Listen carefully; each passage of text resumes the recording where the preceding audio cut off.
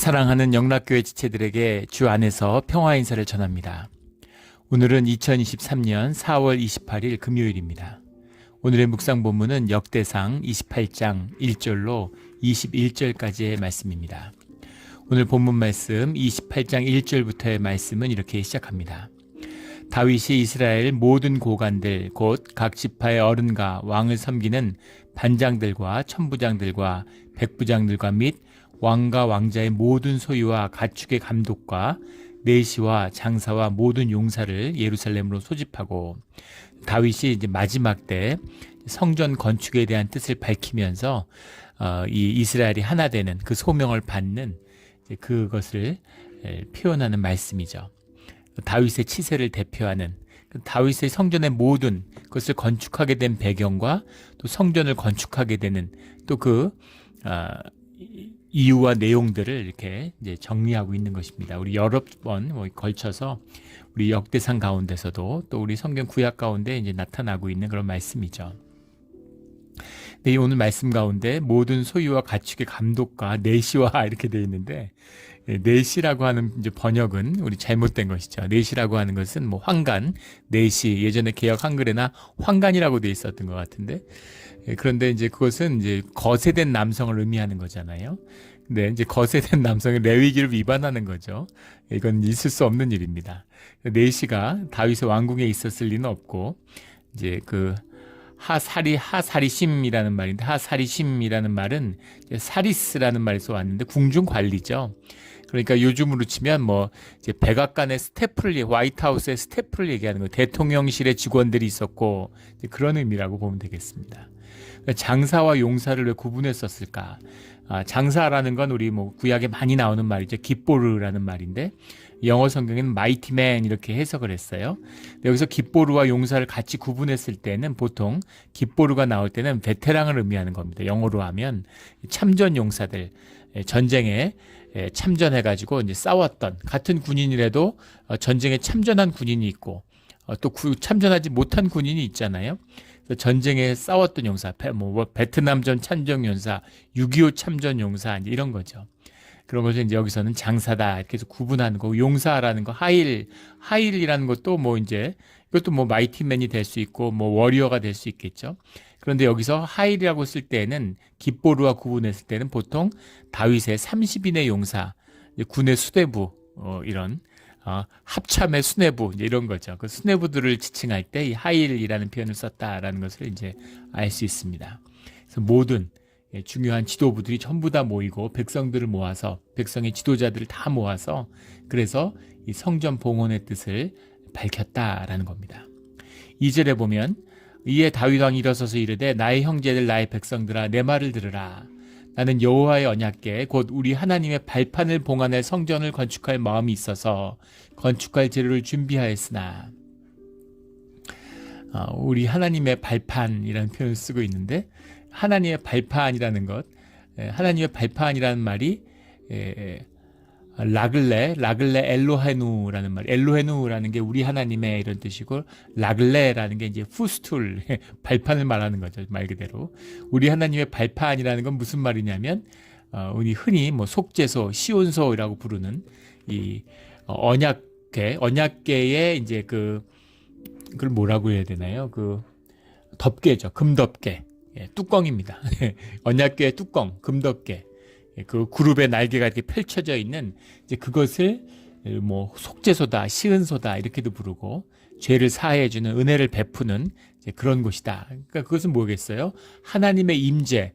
근데 왜 이런 표현을 쓰게 되냐면, 푸스트리라는 표현을 쓰게 되느냐, 라글레라는 표현을 왜 쓰냐면, 영광의 구름이라고 해서, 이 시온소, 이 언약궤가 있는 곳에는 하나님의 구름이, 빽빽한 구름이 주님의 임재에 대한 표상으로 나타나는 거죠.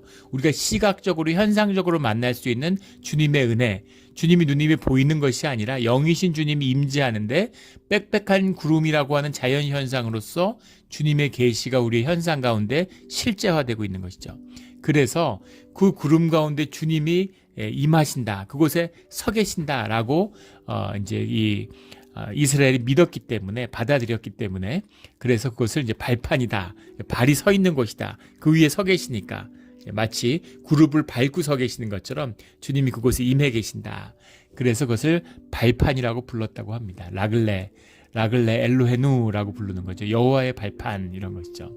우리 여호와의 발판, 우리 하나님의 발판 이거죠.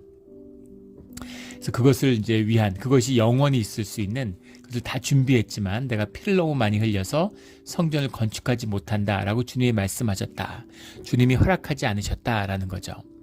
이 뭐 건물을 짓고 뭐 이걸 하는 게 뭐 어렵겠어요. 그러나 주님의 뜻을 따라서 주님의 짓지 말라고 했기 때문에 짓지 않았다라는, 모든 걸 다 준비했는데 사실 뭐 인간적으로나 신앙적으로나 얼마나 아쉬움이 크겠습니까?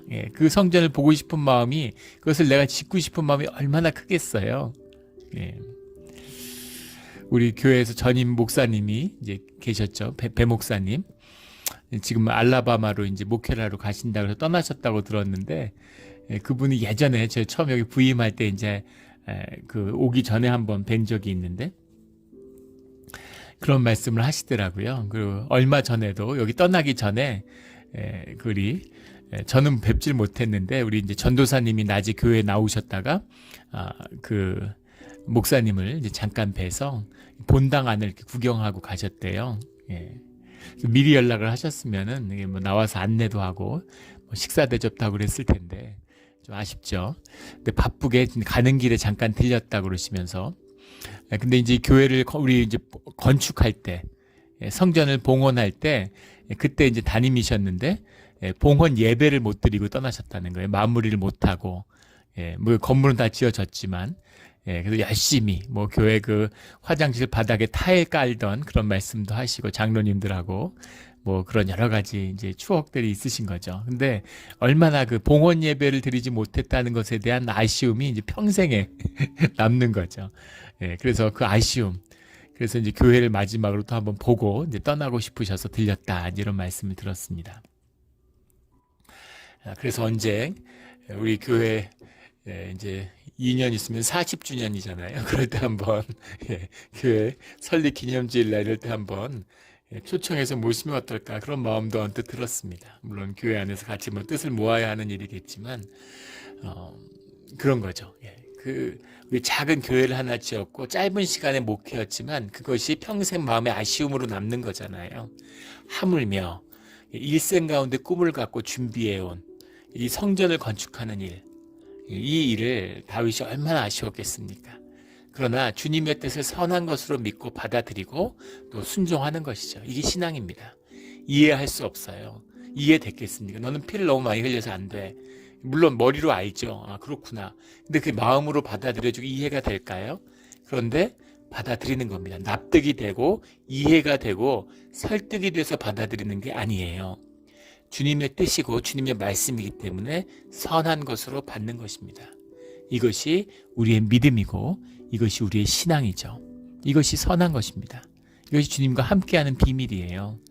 이 신앙의 비밀, 이 순종의 비밀을 결코 떠나지 않는 우리 믿음의 사람들이 되기를 주의 이름으로 축원합니다. 이것이죠. 그리고 이제 주님께 받은 말씀을 선포하는 겁니다. 오늘 4절 말씀에 보면 5절까지 하나님의 유다 지파를 택하사 내 부친의 집을 택하시고 내 아들 솔로몬을 택한다라는 말, 바알이라는 말인데, 주님이 구별한다는 얘기죠. 주님이 구별하고 이게 성별이고 이것이 교회고 이것이 우리의 믿음입니다.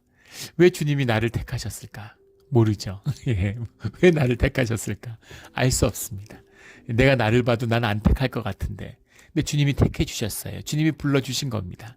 알 수 없는 은혜고 우리가 천국에 가서 주님을 만나면 알게 되겠죠. 왜 나를 택하셨는지. 근데 이것은 가늠할 수 없는 신비고 주님의 은혜일 뿐이다 라는 겁니다. 그 이유를 100가지를 얘기할 수도 있고 사실은 택하면 안 될 이유도 100가지도 이야기할 수 있겠죠. 그러나 그걸 뛰어넘는 주님의 신비와 권능 아래서, 주님의 주권 아래서 우리를 택해 주신 거예요. 그래서 자랑할 것도 없고 부끄러워할 것도 없습니다. 주님이 나를 택해 주시고 의롭다 해 주신 겁니다. 그 자체로 감사하고 은혜죠. 또 나를 택해 주신 건 전적인 주님의 은혜일 뿐이에요. 내가 우쭐하거나 내가 뭐 남보다 나아서가 아닙니다. 오직 은혜죠. 오직 은혜입니다. 제가 저희 집안에서 처음으로 그 교회 나갔어요. 근데 그런 의문이 늘 들었습니다. 집에서 제일 목소리에 힘이 없는 제가 막내인데 제일 힘이 없는, 그래서 왜 우리 할아버지를 부르지 않으셨을까? 할아버지를 부르셨으면 수백 명을 다 교회로 몰고 가셨을 텐데, 할아버지가 야 교회 다 나가, 이번 주부터는 다 교회 가는 거야. 그랬으면 다 교회 나갔을 텐데 왜 그러지 않으셨을까? 아니면 아버지를 부르셨어도 저도 우리 가족이라도 다 교회 어릴 때부터 나갔지 않겠어요? 근데 왜 그렇게 하지 않고 전혀 가장 말에 힘이 없는, 왜 저를 부르셨을까? 가장 영향력이 없는 가정에서 왜 저를 부르셨을까? 주님의 부르심이고 알 수 없는 주님의 뜻이죠. 근데 어쨌든 주님이 부르시고 한 명 한 명 교회로 인도하심을 받고 세례도 받고 하는 걸 보면서 하나님이 부르셨구나, 하나님이 하시는구나, 내가 할 수 없는 일인데 내가 하라고 부르신 게 아니라 주님이 하시겠다고 불러주신 거구나 하는 감사와 은혜가 있는 것이죠. 제가 한국에서 결혼식 할 때 저희 이제 처갓집 집사람이 다니던 교회 담임 목사님이 주례를 봐주셨습니다. 근데 그 목사님이 그런 고백을 하신 게 기억나요. 목사님은 어떻게 교회에 나가게 되셨느냐라고 제가 여쭤보니까, 목사님은 할아버지가 이제 교회에 나가셨는데 할아버지가 보부상이었대요. 의주에서 보부상을 하셨는데 평양에 가셨다가 평양 부흥을 만난 거죠. 그때 그 감격과 은혜가 얼마나 컸는지 돌아와서 가족들 다 모여라. 그땐 다 집성촌이잖아요. 가족들 다 모여라 그러고 거기서 직접 상투를 자르고, 이제 우리는 이 유교와는 이 조선과는 아무 상관이 없다. 우리는 하나님의 백성이고 우리는 이제부터 교회로 간다. 그래가지고 모든 가족이 그날 한 번에, 물론 이제 교회 다니면서 뭐 훈련 받고 세례 받고 시간이 걸리지만 그날 개종을 한 거라고. 머리 자르고 야 우린 다 교회다. 다 머리 잘라. 이제 재수 없어. 전부 다 교회야. 그렇게 해서 모든 가족이 다 교회에 나가게 되셨다는 거예요. 물론 그렇게 할아버지 따라서 할아버지의 엄한 명령으로 교회에 따라 나가는 자식과 손주들이 복음을 영접하고 주님을 영접한 게 아니죠. 그러나 주님이 그 가족을 모두 다 인도해서 주님의 길로 이끌겠다고 하는 주님의 부르심인 겁니다. 그래서 북한에서 핍박을 많이 받으셨대요. 해방 이후에는 그 수용소에 갇혀가지고 강제 노동도 하고 재산 다 뺏기고 그런 핍박을 받았는데, 이제 소련 군정하에서 그리고 이제 월남을 할 때 그 어려움들, 우리 교회도 계시지만 그 월남자들이 겪었던 그 또 아픔이라는 건 이제 또 말할 수 없죠. 그런 아픔 속에서 이제 그 신앙의 길을 열고 걸어가게 되셨다. 그 안에서 하나님을 만나고, 지금도 기억나는 게 그 강제 수용소에서 이렇게 이 탄광에서 일했는데 그걸 쭉 밀고 나오는데 말을 못하게 한대요. 말을 서로 하면 이제 무슨 혹시나 이제 반발하거나 이럴까봐 아무도 입을 열고 말 한마디도 못하게 한답니다. 근데 그렇게 일을 하는데 그 뭐라 그래, 허밍이라고 그러나요? 이렇게 소리를 내 가지고 음만, 가사는 못 부르고 음으로 이렇게 찬송가를 계속 하는데 그걸 조용히 다 그 허밍으로 찬송을 하면서 하루 종일 이제 강제 노역을 했다. 근데 그게 예배고 그게 믿음의 고백이고 그렇게 은혜가 될 수 없었다는 겁니다. 그 은혜가 크니까 당신도 이제 목회자가 됐겠죠. 또 그 아드님도 목회자예요. 그러니까 근데 은혜가 있는 거죠. 왜 그렇게 시작하셨을까? 주님의 택하심입니다. 알 수 없어요. 알 수 없는 신비입니다. 주님이 택한 거죠. 왜 다윗이었을까? 다윗을 택하신 겁니다. 다윗을 택해서 그를 부르신 것처럼 이제 솔로몬을 택하셨다. 그래서 내가 그를 택하여 내 아들로 삼고 나는 그의 아버지가 될 것임이라. 이게 주님의 부르심이죠. 주님의 택하심입니다. 주님의 택한 이시지만 또 우리가 언약을 지키고 우리의 자원하는 심령과 진실함으로 주님과 함께할 때 이 언약이 작동하는 것이죠. 함께 하는 것입니다. 주님이 은혜를 부으시면 뭐합니까? 우리가 은혜를 받지를 못하는데 그러면 그게 무슨 의미가 있어요? 그래서 그것을 우리가 마음이 열리고 주님과 함께하는 그것이 더 중요한 것이다. 우리에게 주님이 물론 은혜롭다, 주님이 자비 하나님이다 하는 게 너무 중요하죠. 제일 중요한 것이지만 그것을 누리고 그 복음을 받고 주님과 하나 되는 것, 이것을 너희가 절대 잊어서는 안 돼 하는, 정말 이게 피의 절규 같은 유언 같은 것이죠. 절대 이것만 놓치면 안 돼. 그 7절에 나오는 그가 만일 나의 계명과 법도를 지켜 준행하기를 오늘과 같이 하면 내가 그의 나라를 영원히 견고하게 하리라. 하는 주님의 약속입니다. 이 약속이 오늘 우리에게 이어지고 있어요. 이 영혼의 나라를, 이 견고한 약속을, 이 견고한 나라를 누리며 살아가는 우리의 믿음의 삶의 자리가 되기를 주의 이름으로 축원합니다. 여기 영원히 견고하게 하리라. 영원한 기업이 되게 하리라. 너희 후손에게까지. 영원하다는 게 이게 길다는 얘기가 아니죠. 쭉 길게 우리가 누리는 나라가 쭉 길게 간다 이런 얘기가 아니라 이 영원이라고 하는 의미, 성경에서 영원하다고 얘기할 때는 현상계를 뛰어넘는, 끊임없이 변화하는 현상계를 뛰어넘는 본질계, 무한 차원의 세계를 너희가 경험하게 돼. 이 의미죠. 이 의미입니다. 그래서 이 영혼의 세계, 맛볼 수 없는 세계, 현상에서는 경험할 수 없는 세계를 너희가 살게 된다 하는 뜻이 들어있는 것이죠. 그 세계를 너희가 맛보면 한 영인, 한 가족인 너희 자녀들도 그 세계에 들어가게 돼. 그것을 맛보며 살아가게 돼 라는 거죠. 우리 이 영원한 유업을, 영원히 견고한 주님의 나라를 유업으로 받는, 또 유업으로 전하는 우리 모두가 되기를 주의 이름으로 축원합니다. 이 기쁨과 이 비밀인 것이죠. 9절에 내 아들 솔로몬아, 너는 내 아버지의 하나님을 알고 온전한 마음과 기쁜 뜻으로 섬길지어다. 온전한 마음이라는 건 진실한 마음입니다. 내 안에 감추진 것이 없는, 내가 퍼펙트하다는 얘기가 아니죠. 퍼펙트하다는 의미가 들어있지만 그것이 내가 준비돼서 성결해서 퍼펙트한 존재가 그렇게 되지 않아요. 있을 수 없는 일이죠. 그런데 내가 죄인이지만, 부족하지만 주님을 섬기는, 주님을 기뻐하는 그 마음, 그리고 죄된 몸이지만 그 안에 숨길 것이 없는 주님 앞에서 그 마음으로, 이게 다윗의 모습이잖아요. 다윗의 비밀이고 다윗이 연 예배의 비밀입니다. 주님 우리가 잘나서 부른 거 아니에요. 또 무슨 불신자보다 더 나아서 부른 거 아닙니다. 부족해요. 세상에서 기독교인들 손가락질합니다. 물론 영적인 측면도 있고 주님을 대적하는 측면도 있죠. 그러나 또 주의 자녀들이 부족하고 시원찮기 때문입니다.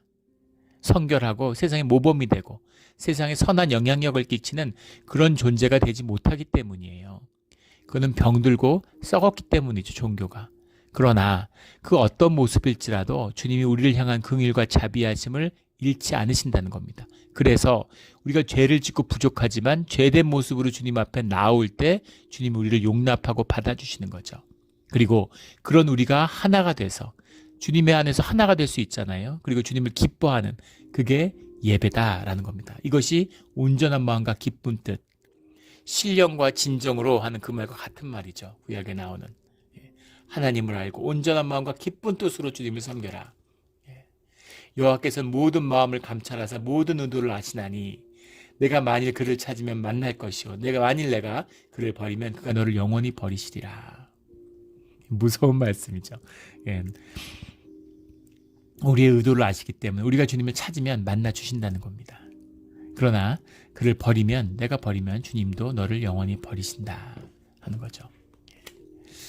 우리 늘 주님을 찾고 주님을 알고 또 아는, 누가 주님을 알겠습니까? 하지만 우리가 주님을 알죠. 그리고 주님을 찾습니다. 주님을 믿습니다. 우리의 믿음을 더하여 주시옵소서. 저희가 주님을 압니다. 우리를 주님을 알게 하여 주시옵소서 하는 주님과의 관계의 신비죠.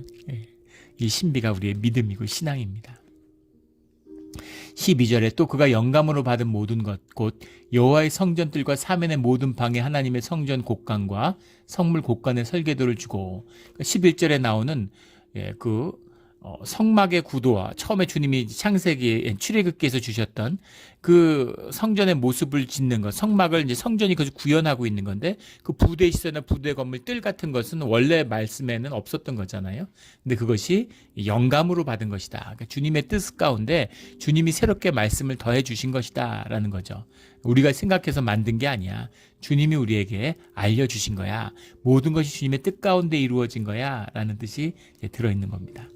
그래서 쭉 이제 성전의 도구들 만드는 것들 이런 것들이 쭉 나오고 있어요. 근데 18절에 우리 출애굽기도 그렇고 레위기도 그렇고 많이 이게 나누어지는 그런 말씀들이죠. 네. 근데 그 쭉 의미들 이런 걸 하나하나 보지는 않겠지만 오늘 여기 특이한 건 뭐냐면 18절의 말씀입니다.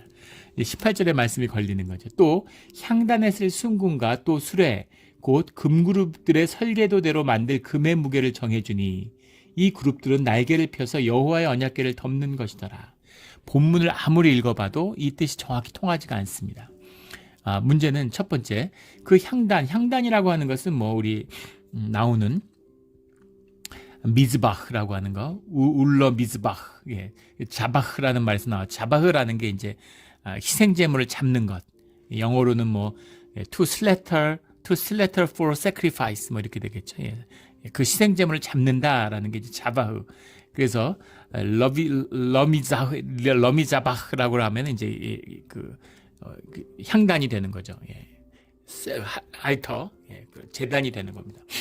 그런데 거기에 쓸 순금과 또 수레, 곧 금그룹들의 설계도대로, 예, 그룹이라고 하는 것은 이제 케라빔이라는 거, 하케라빔이라는 이 천사들처럼 생겨서 이렇게 날개가 있는, 예, 그 속죄소를 덮고 있는 그 덮개를 뚜껑을 덮고 있는 그 천사의 같은 모습이잖아요. 그 케라빔이라는 게 주님을 둘러싸고 있는 것이죠. 근데 문제는 또 수레할 때 이 수레가 뭐냐는 겁니다. 수레라는 것, 메르카라고 하는 건데 메르카바, 함 메르카바라고 하는 거, 수레 이런 거죠. 이 이스라엘이 만든 이스라엘의 전차, 특이한 이스라엘의 전차가 있잖아요. 탱크가. 보통 전차들은 그 엔진을 다 전차 뒤에 두는데, 예, 뒤에 두고 이제 전차병들이 전차 앞단에 앉아 있죠. 근데 이제 이 이스라엘의 전차는 이스라엘의 전차 이름이 메르카바잖아요. 메르카바 전차. 메르카바 1, 2, 3, 4까지 나온, 예, 메르카바 전차인데, 메르카바는 특이한 것이 엔진이 앞에 있고 사람이 뒤에 탑니다. 예, 보통 전차전을 하면 포탄을 뒤에 맞겠어요? 앞에 맞겠어요? 앞에 맞죠. 예, 그래서 전차가 이제 부서지는데 엔진을 보호하는 게 중요하잖아요. 엔진이 지켜져야, 예, 포탑 이런 건 파손돼도 엔진을 살아있으면 끌고 가서 고치면 되니까. 근데 엔진에 파손되면 이제 전차는 버려야 되는 거죠. 예, 근데 이제 엔진을 앞에 뒀어요.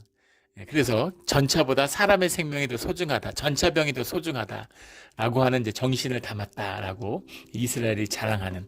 예, 우리는 뭐 전차는 그렇게 중요하지 않아. 전차병의 생명이 더 중요해. 이런 거죠. 메르카바라는 거, 이 수레, 수레를 의미하는 거예요.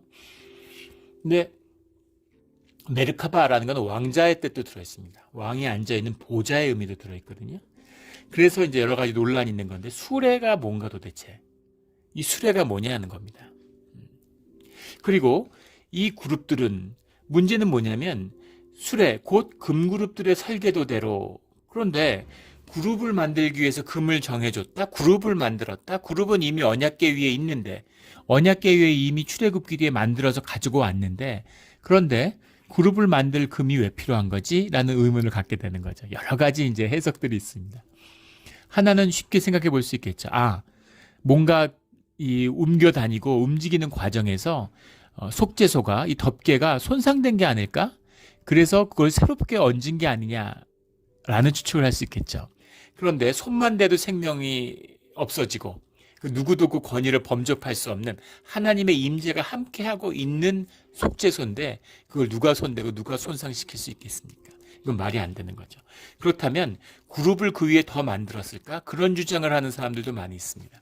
그룹이 있는데 그것은 이제 속죄소, 언약궤 위에 있는 덮개로서의 속죄소가 있고, 그 그룹들의 날개가 있고, 그 위에다가 이제 성전을 멋들어지게 지었으니까 성막과에 있는 속죄소지, 이제 성전의 규모에 어울리는, 거기 크고 이제 엄청난 큰 크기의 그런 그룹을, 그 하나님의 임재를 이렇게 상징하는 더 큰 그룹의 날개를 만들어서 그 위에 하나 더 세웠다, 이런 주장이 있습니다.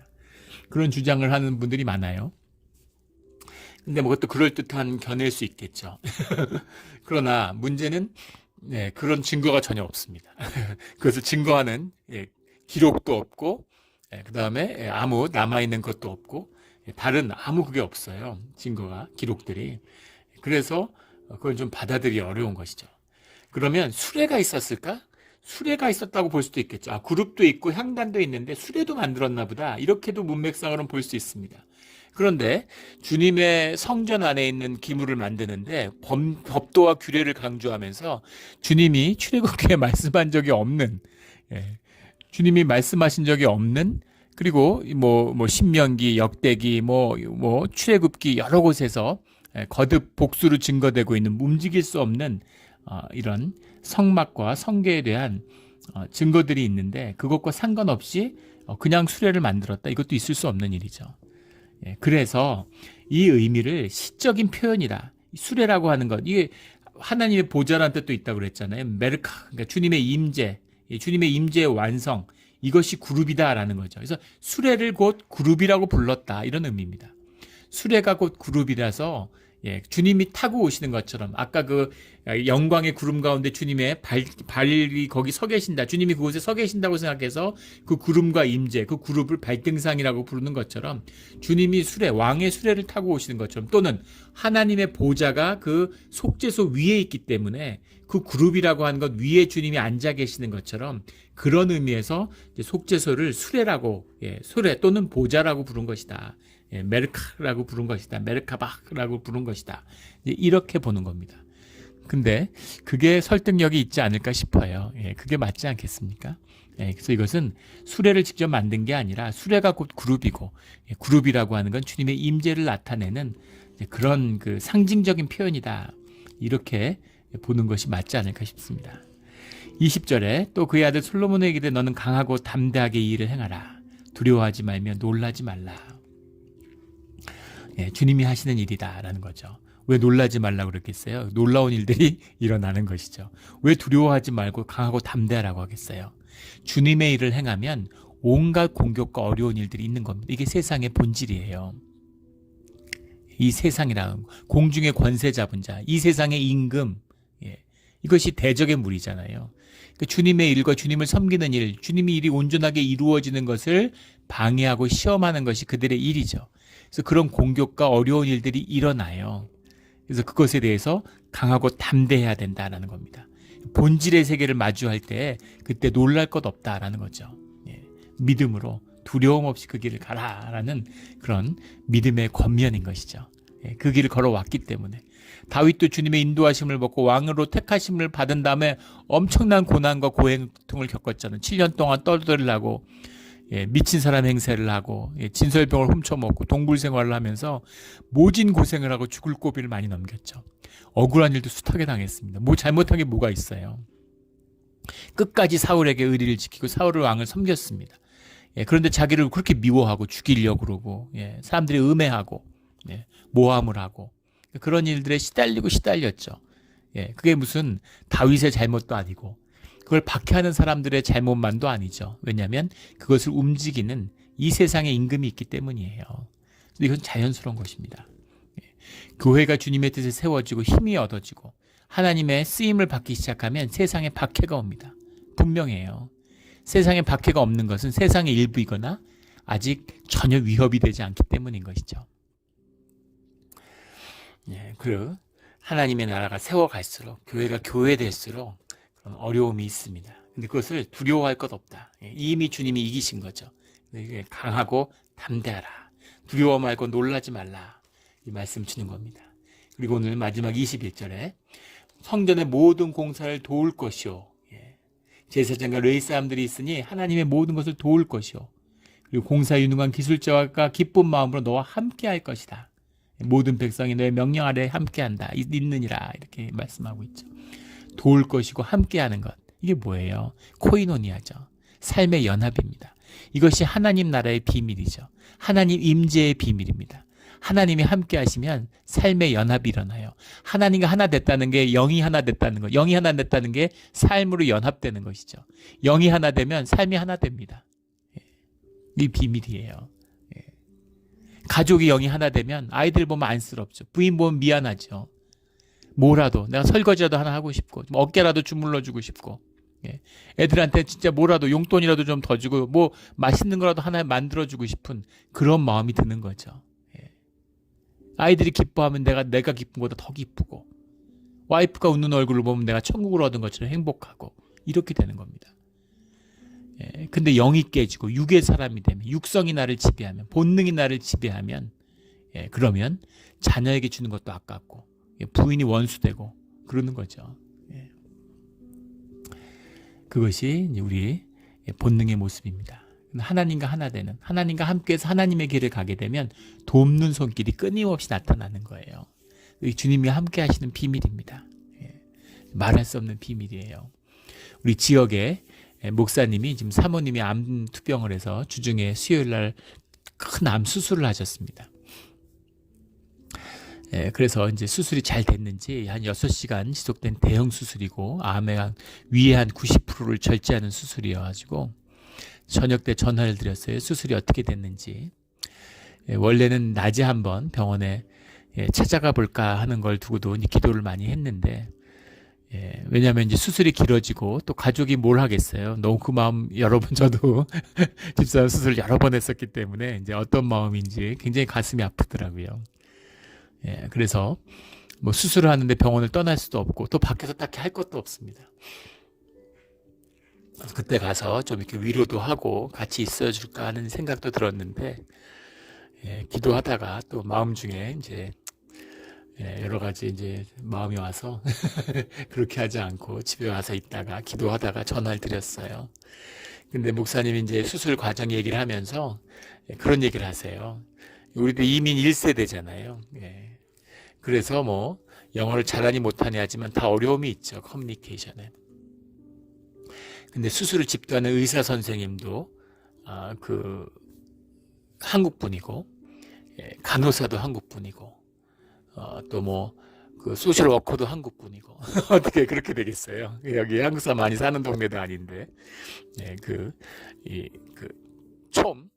몬트레이 페닌슐라 그 병원에서 하는데, 근데 어떻게 거기 그 완전히 백인 동네인데 어떻게 이렇게 한국 분들이 다 모였는데 그분들이 그렇게 친절하게, 그렇게 따뜻하게 그 모든 과정들을 돕고 그러셨다. 그래서 이렇게 감사할 수가 없었다. 이런 고백을 들었습니다. 돕는 손길을 더하시는 거죠. 보이지 않는 돕는 손길들을 주님이 더하세요. 이것이 영의 길이고, 이것이 믿음의 길이고, 이것이 교회의 길입니다. 우리 담대하고, 강하고 담대하라 하는 말씀처럼 강하고 담대하게 주님의 말씀을 믿고 주님의 길을, 광야의 길을 끝까지 가는 우리 교회와 우리 모두가 되기를 주의 이름으로 축원합니다. 아멘. 함께 기도드리겠습니다. 하나님 아버지, 감사합니다. 오늘 성전을 공사할 모든 준비를 마친 마지막, 또 그것을 자식에게 위임하는 다윗의 모습을 보았습니다. 우리도 이처럼 인생 가운데 주님의 소명에 따라서 주님의 일들을 이루어가고 또 이 유업을 자녀에게 위임하고 물려주는 그런 믿음의 아버지, 어머니가 되게 하여 주시옵소서. 우리 가족의 달로 들어갑니다. 주님, 우리 가족의 달 가운데 가족들이 회복되고 또 무엇보다도 교회가 정말 주님 안에서 하늘 가족으로 거듭나서 사랑과 화평과 화목이 넘치며 서로가 돕고 기뻐하는 진실한 그런 우리 삶의 자리, 믿음의 자리가 되게 하여 주시옵소서. 모든 것이 주님이 하셨고 또 주님만이 하실 수 있습니다. 감사합니다. 감사하며 예수 그리스도의 이름으로 기도드렸습니다. 아멘.